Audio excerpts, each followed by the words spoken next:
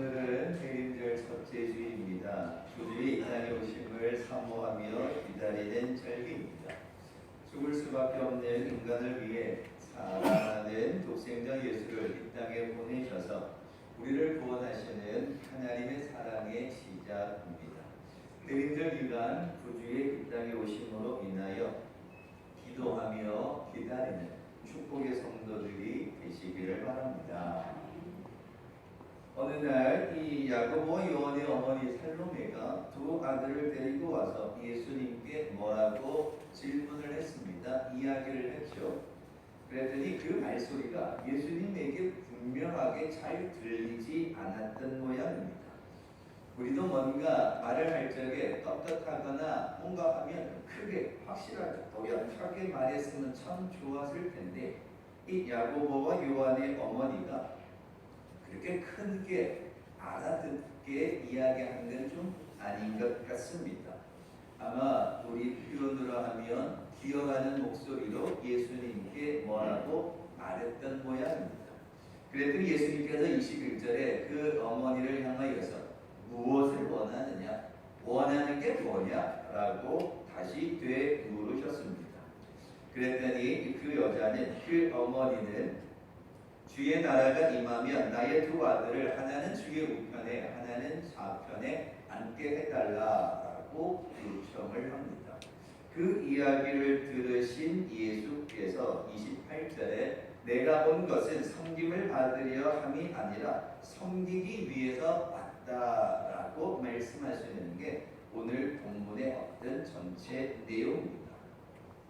섬기고 봉사하는 제자의 사명은 감당하지 않고 천국의 영광과 상급부터 요구하는 무례함을 질문하게 되었고 그 이야기 속에 예수님이 왜 이 땅에 오셨는가?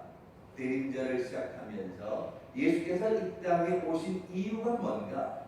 그 이유를 오늘 읽은 20절로 28절이 설명해 주고 있습니다. 예수님은 이 땅에 섬기기 위해 오셨음을 이야기합니다. 야고보와 요한의 어머니는 예수님께 말한 것으로 나와 있지만 마가복음에는 제자들이 말한 것으로 나와 있습니다. 같은 내용인데 마태복음에는 어머니가 예수께 말하고 마가복음에는 제자들이 이야기하는 장면이 있습니다.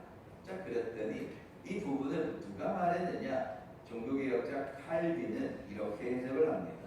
야고보와 요한이 예수님께 직접 말씀드리기가 아이고 예수님, 아니 나는 오른편에 나는 왼편에 앉게 해달라고 직접 대놓고 말하기가 뭐하니까 이 두 제자가 자기의 어머니에게 부탁해서 예수님에게 이야기하도록 한 거다라고 칼빈은 해석을 합니다.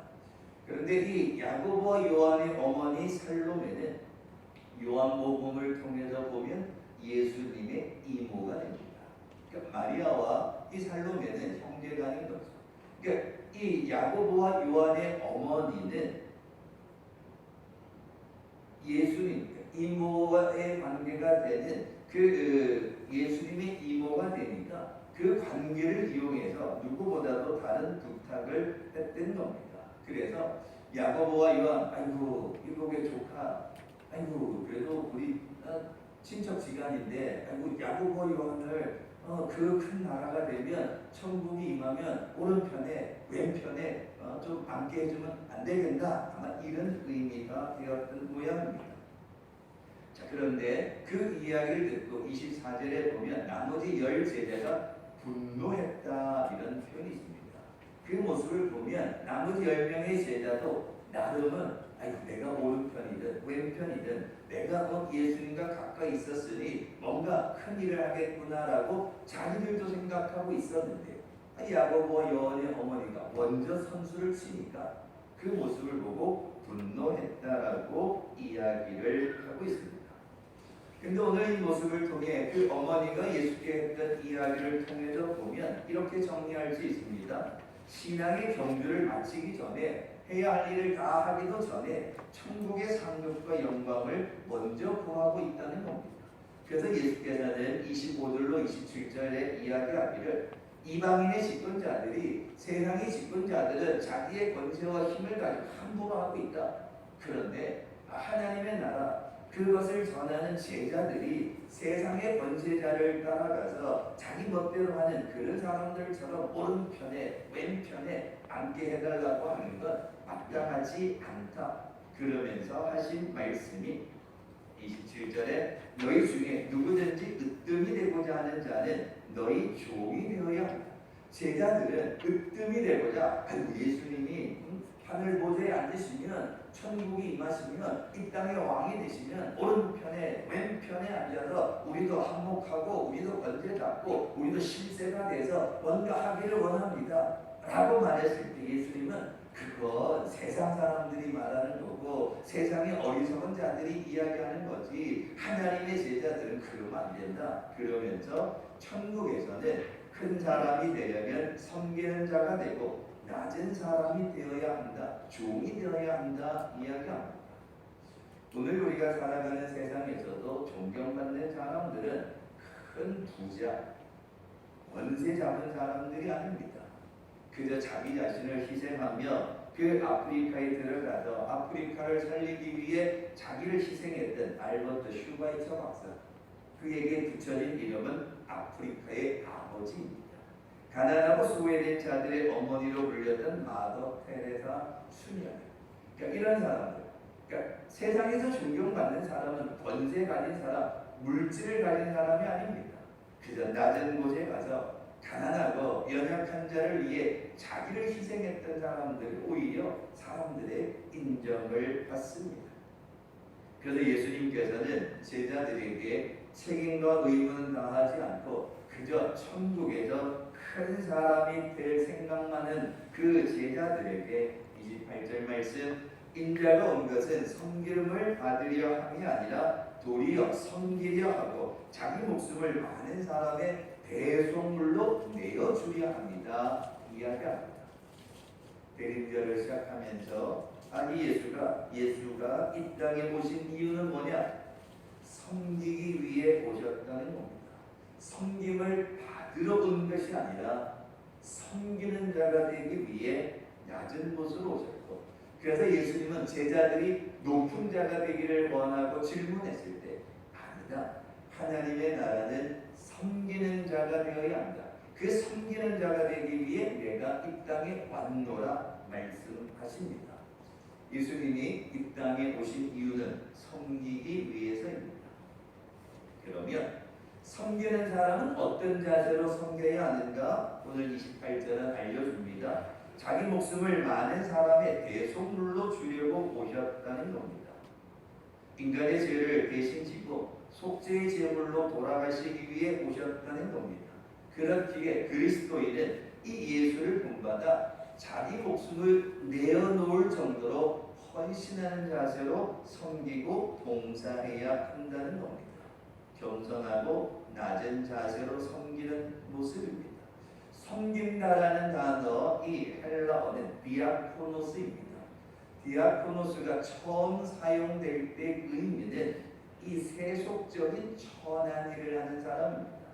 예를 들면 주인이 식사할 때 옆에서 시종을 들은 하인이나 노예처럼 아주 천한 일을 하는 사람들이 디아코노스라는 섬긴다라는 의미를 가지고 있었습니다.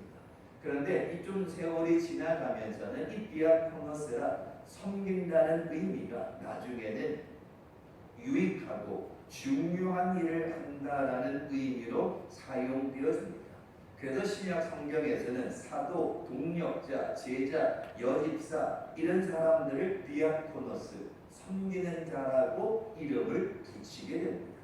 섬기는 사람, 이 디아코노스라는 의미를 종합해서 생각해 보면 자기 목숨을 주신 예수님처럼 아낌없이 베푸는 사람, 주인이 식사하는데 시종을 드는 노예나 하인처럼 낮고 겸손한 자세로 섬기는 사람, 그 사람이 섬기는 사람이고 그 일을 위해 예수님은 오셨다라고 이야기하는 겁니다. 임마누엘로 오신 예수님은 섬기는 자로 오셨습니다. 하나님의 아들로 대접받기 위해서 하나님의 아들로 섬김을 받으려고 오신 것이 아니라 자기의 목숨을 내어놓고 죽어가는 인간을 살리기 위해 자신을 희생하면서, 그래서 섬기는 자는 자기 자신을 희생하면서 섬겨야 한다라는 겁니다. 그런데 제자들은 그 예수님의 그러한 뜻도 모른 채 그저 예수님 따라다니면 섬김을 받겠구나, 권세를 누리겠구나, 오른쪽에 왼쪽에 앉게 해달라 요청했던 겁니다. 대림절을 시작하면서 고위 임직받는 임직자들, 또한 지난주에 봉사자 신청해서 다음 주에 봉사자와 재직들을 새롭게 임명하게 될 것입니다. 섬기는 자, 일꾼이 되고 재직이 되고 하나님 앞에 봉사자가 된다는 것, 예수를 본받아서 우리도 이 땅에서 살아가는 동안에 섬기러 오신 주님의 모습을 닮아가는 겁니다. 내가 직분을 받았다고 대접받으려 하는 것이 아니라 내게 주신 직분을 가지고 어떻게 하면 낮은 모습으로, 어떻게 하면 겸손한 모습으로 주님을 닮아갈 수 있을까? 예수께서 그와 같은 모습으로 오셨듯이 오늘 우리가 새롭게 일꾼이 되어지고 주의 교회를 섬기는 재직이 되어지고 봉사자가 되어진다는 것, 그 주님의 모습을 닮아서 우리도 섬기는 자가 되어야 한다, 이런 뜻입니다. 예수님은 섬기는 자로 오셨습니다. 어떻게? 자기의 목숨을 내어놓으시면서까지 섬기는 자가 되셨습니다. 그런데 오늘 제자들에게 오늘 본문을 통해서 예수님은 한 가지를 더 설명합니다. 섬기는 자가 되기 위해서는 자신의 그릇된 야망을, 욕심을, 욕망을, 교만을 버려야 한다라고 이야기하고 있습니다. 세베대의 아내가 두 아들을 위해 예수님께 구한 것은 잘못된 거다라고 이야기합니다. 그래서 22절에 예수께서 하신 말씀이 너희는 너희가 구하는 것을 알지 못하는도다. 지금 네가 무슨 말 하는지 알고 있느냐? 지금 좌편에 앉게달라, 우편에 앉게달라 하는 그 말이 무슨 뜻인지 알고 하는 말이냐? 라고 예수께서 말씀하시는 겁니다. 그런데 22절에 하시는 말씀이 내가 마시려는 잔을 너희가 마실 수 있느냐? 나는 섬기기에 왔고 나는 죽으려고 왔고 나 자신을 희생하면서 섬기기에 왔는데 너희가 그럴 자신이 있느냐? 너희가 그렇게 할 수 있겠느냐? 라는 질문입니다. 그래서 너희가 구하는 것을 알지 못하는도다, 22절에 하신 말씀은 하나님을 섬기기 위해서는, 교회를 위해서 헌신하고 봉사하기 위해서는 자기의 욕심을 버려야 한다는 겁니다.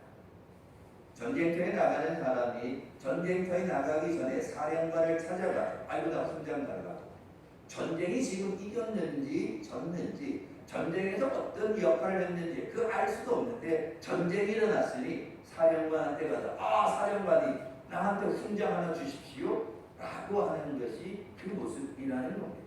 마찬가지로 운동선수가 올림픽에 나갑니다. 나가기 위해 땀을 흘리고 또 나가서 메달을 따면 그 뒤에 보상금이 있겠죠. 그런데 오늘 22절에 너희가 구하는 것을 알지 못한다는 것의 의미는 운동선수가 금메달 따기도 전에 찾아가 나 보상금 주십시오. 메달도 따기도 전에, 결과가 나오기도 전에 아이고 나한테 보상금을 먼저 주십시오 라고 하는 것과 같다는 겁니다. 하나님께서는 분명히 우리에게 상급을 주신다 하셨습니다. 바울이 뭐라고 고백합니까? 달려갈 길을 다 달려가면 생명의 면류관이 있는 줄 나는 확실히 믿는다. 내가 달려갈 길을 다 달려가고 나면 하나님께서 생명의 면류관으로 내게 축복해 주실 줄 나는 믿는다. 그래서 나는 사나 죽으나 열심히 달려가겠다는 겁니다. 생명의 면류관이 있는 게 확실합니다. 그 사실을 믿고 지금 내게 주어진 일들, 복음을 전하는 일들, 말씀을 전하는 일에 환난이 있어도, 혹여 삶을 당하여도, 핍박을 받아도 내가 포기하지 않고 끊임없이 내가 부름의 삶을 위해서 열심히 달려가겠다는 겁니다. 그런데 그 달려가겠다는 그 바울의 고백 속에는 내가 욕심을 이루어야지, 내가 복음을 전함으로 교회들이 나를 우러러 세워주겠지, 내가 초대교회를 많이 세웠으니까 사람들이 나를 바울이라고 칭송해 주겠지, 그게 하나도 없었습니다. 그저 사나 죽으나 주를 위해 열심히 달려갔다는 겁니다. 그런데 오늘 본문의 제자와 어머니는 지금 자신들의 위치가 어디 있는지도 알지 못한 채 자기들이 해야 할 일이 뭔지도 모른 채 그저 먼저 상급을 달라는 겁니다. 좌편에 우편에 앉게다가 나머지 10제자도 그걸 듣고 우리가 먼저 앉아야 되는데 아이고 괜히 엄마 데리고 와서 친척 관계라고 좋은 거 먼저 나가는 거 아니야? 나머지 10명이 불명했다라고 되어 있습니다. 바닥치가 갔다는 거죠.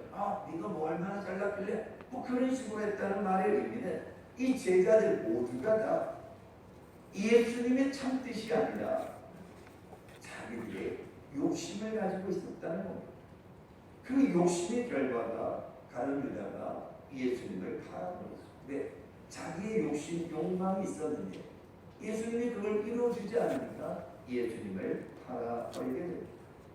지난주 봉사자 신청을 했고 다음 주에 봉사자 재직 임명합니다. 그리고 장로님, 안수집사님, 은사님으로 임직받으십니다. 그리고 오늘 예배드리는 여러분, 오늘 우리는 우리에게 주어진 사명을 열심히 감당하는 겁니다. 예수께서 이 땅에 오신 것이 섬기기 위해 오셨으니 그 섬김의 사명을 우리도 이름도 빛도 없이 그저 열심히 내게 주어진 나의 자리에서, 저에게는 목회자니까 목회자의 자리에서 장로님과 모든 성도와 재직을 성도들은 그 각자의 자리에서 열심을 다해 달려가는 겁니다. 그러면 열심히 달려가면 하나님께서 우리에게 귀한 은혜와 상급을 주신다는 겁니다. 그런데 달려가지도 않고 헌신하지도 않고 봉사하지도 않고 천국의 상급을 달란다는 건 잘못된 욕심이라는 겁니다. 그래도 너희들이 지금 구하는 게 무엇을 구하는지 알지 못하고 어리석다라고 이야기를 하는 겁니다. 오늘 우리가 하나님을 위해 교회를 위해 섬기는 일에는 나의 욕심을 내려놓고 헌신하는 겁니다. 나의 욕심을 내려놓고 나의 욕망을 내려놓고 기도하고 봉사하는 겁니다. 그러면 우리의 마음과 우리의 심장과 우리의 생각을 아시는 그 하나님이 나도 모르는 사이에 이루어 주시고 응답해 주시고 축복해 주시는 겁니다. 그래서 모든 것이 감사가 됩니다. 그런데 우리가 욕망이 있습니다. 욕심이 있습니다. 이만큼 하면 주시겠지. 이만큼 하면 주시겠지. 하나님이 빨리 안 주시니까 실족하고 시험 들고 낙심합니다. 그건 신앙생활의 온전한 모습이 아닙니다. 그저 하나님 앞에 주님의 모습을 닮아가려고 열심히 헌신하고 열심히 봉사하면 하나님이 우리가 감당할 수 없는 은혜로 부어주시는 거죠. 그래서 차고 넘치는 은혜가 되는 겁니다. 근데 내가 바라는 욕심이 있으면, 내가 바라는 욕망이 있으면 왜 이것도 안 해주시나? 왜 저것도 안 해주시나? 교회 가서 내가 뭘 했는데 왜 하나님 안 도와주시나? 감사가 아니라 불평이 되는 겁니다. 예수께서 이 땅에 오신 건 우리에게 불평하라고 독생자로 오셨는가? 아닙니다. 우리로 하여금 감사하며 살아가라고 이 땅에 오셨다는 겁니다.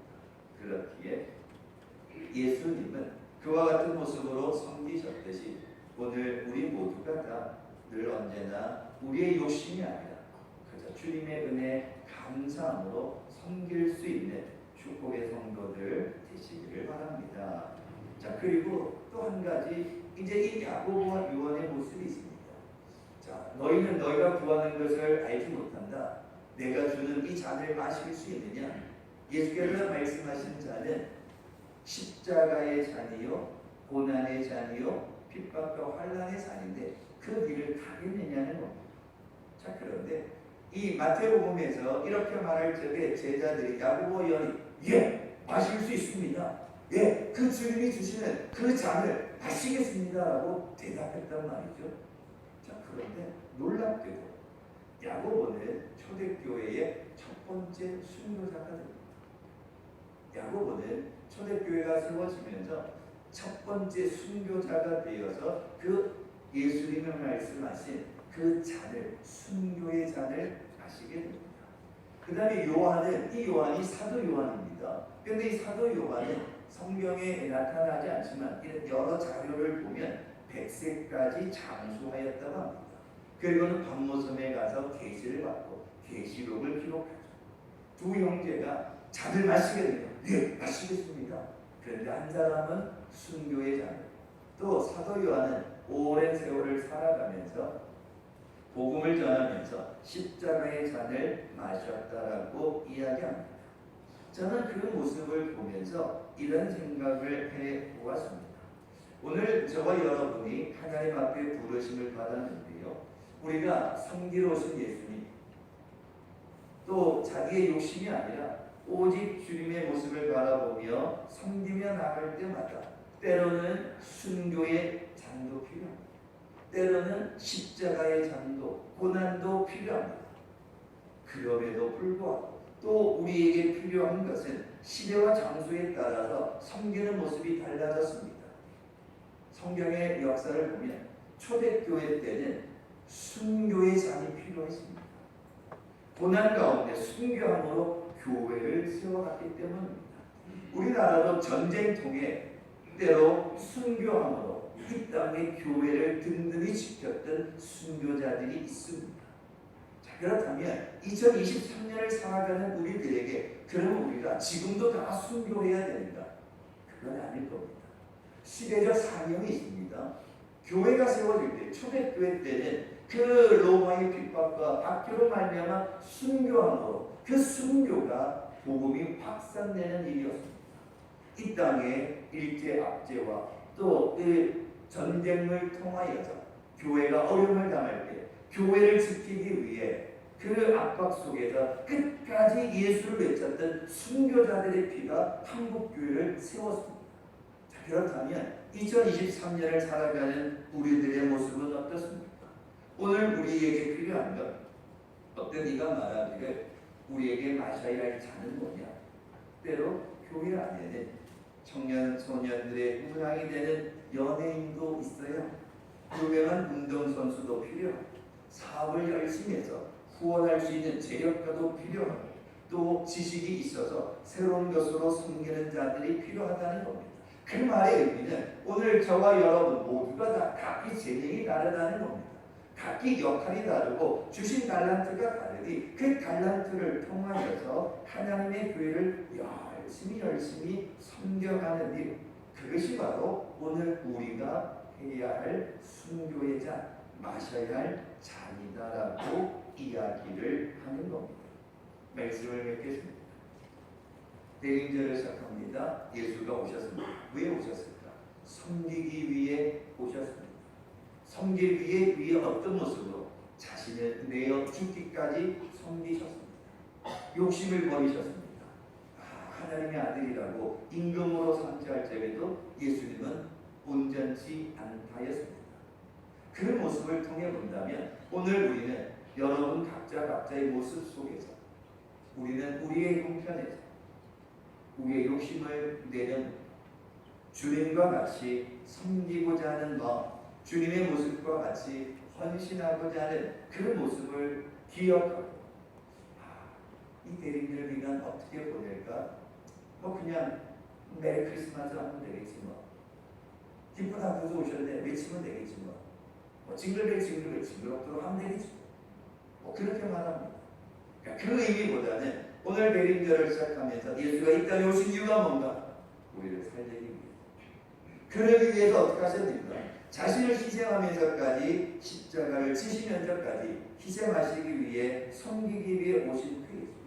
자신의 욕심을 다 내려놓고 낮은 자리로 섬기셨던 그 예수님.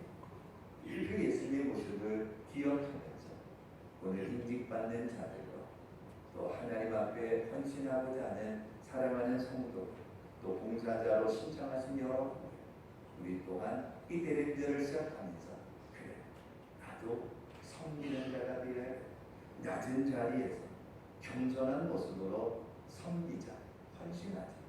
그러면 하나님이 생명의 멸류관을 주시고 축복의 은혜를 주시고 이런 믿음의 확신을 가지고 이 땅의 낮은 곳으로 오셔서 섬기기 위해 오신 그 주님의 모습을 통해 늘 섬기는 자로, 늘 낮은 모습으로 겸손한 자로 대림절을 시작하는 축복의 성도들 되시길 주님의 이름으로 축원합니다. 기도하겠습니다. 고마우신 아버지 하나님 감사합니다. 구주가 이 땅에 오심으로 인해 하나님의 자녀가 되었고 하나님의 자녀가 되었기에 천국의 백성 되었고 그 놀란 천국의 은혜 가운데 살아가는 우리입니다. 이제는 천국의 자녀가 되었으니 이제는 주님의 모습을 다시 한번 기억하며 섬기러 오신 예수님, 십자가에 자신을 내어주기까지 낮은 곳으로 오신 그 예수님, 그 모습을 우리도 기억하며 우리 각자에게 주어진 삶의 자리에서 겸손함으로 낮아짐으로 헌신하고 또 하나님 앞에 섬기는 자가 되어서 하나님의 나라를 이 땅에 세워가고 죽어가는 자들에게 구원의 빛을 전하고 어두워진 세상에 그리스도의 참빛을 전하기 위해 낮은 자로 섬기는 자로 믿음의 삶을 살아가는 주의 자녀들에게 인도하여 주시옵소서. 감사드리며 예수님